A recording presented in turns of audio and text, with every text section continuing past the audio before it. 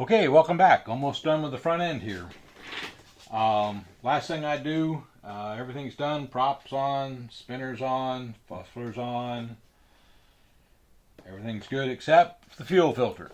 So the fuel filter I like to use is an inline double screen fuel filter from Sullivan.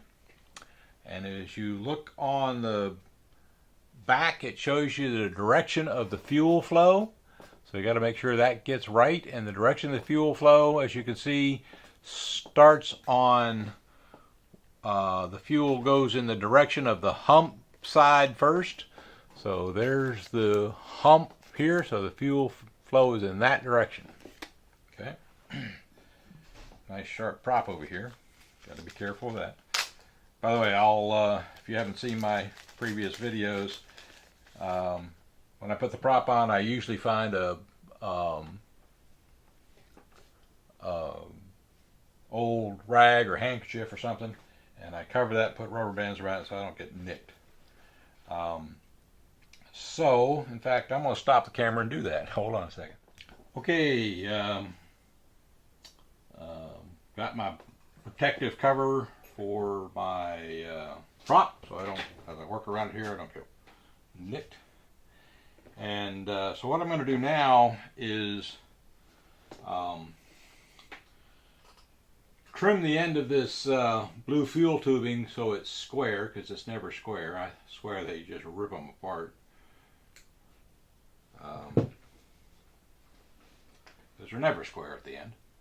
And what I'm going to do here is cut a piece of fuel tubing that's probably 3/4 of an inch long. I'm not measuring it, just guessing at about 3/4 of an inch. And I'm going to put the fuel filter in that, in the direction that the fuel is going. And if I threw away the instructions, no I didn't. Okay, so the fuel flow is flowing starting at the hump side. So this little piece of fuel tubing is going to go between the filter and the nipple on the engine. So the fuel is going to go in that direction, starting at the hump and going that way. And so that's the end that's closest to the engine, and this end will go on the nipple right here, right next to the high-speed needle valve.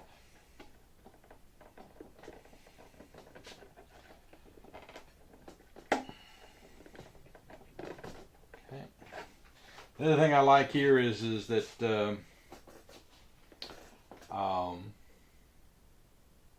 I want to be able to see that fuel filter when I land and so forth, in case some junk is in it or the engine died or something. Easy to check the fuel filter. So now what I'm going to do is that sort of, let me turn this a bit so you can see it. So that's sort of sticking straight out like that.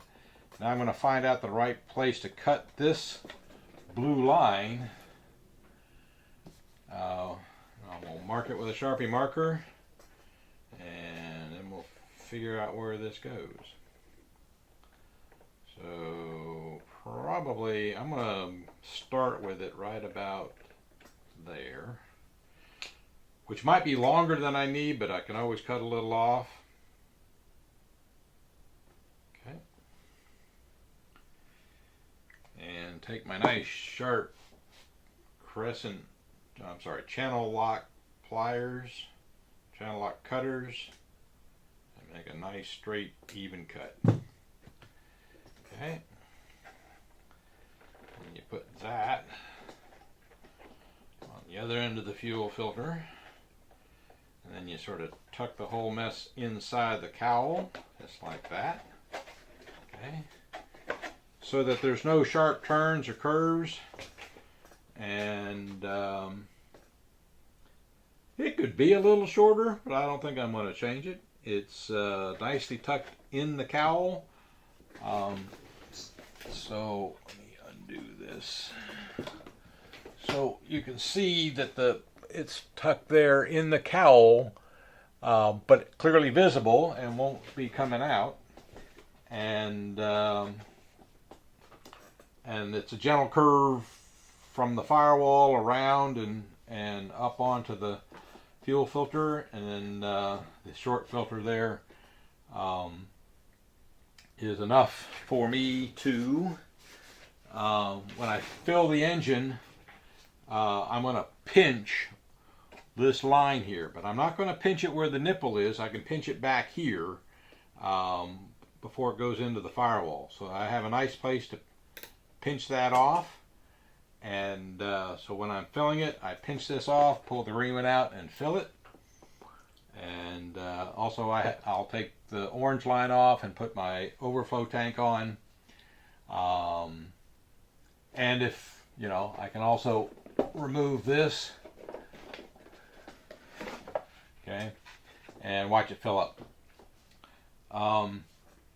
Because this is back an extra 1/4 of an inch here, the way this fits on is nice and tight and obviously won't come off, but it is not interfering with the hatch, just to let you know. So it's still easy enough to push that hatch up and pull it off and put it on, even though the cowl is back further than originally planned by the manufacturer. So front end is done. I think we're almost ready to go fly this thing. Gotta put some wheels on. Thank you for watching, and stay tuned for the next video.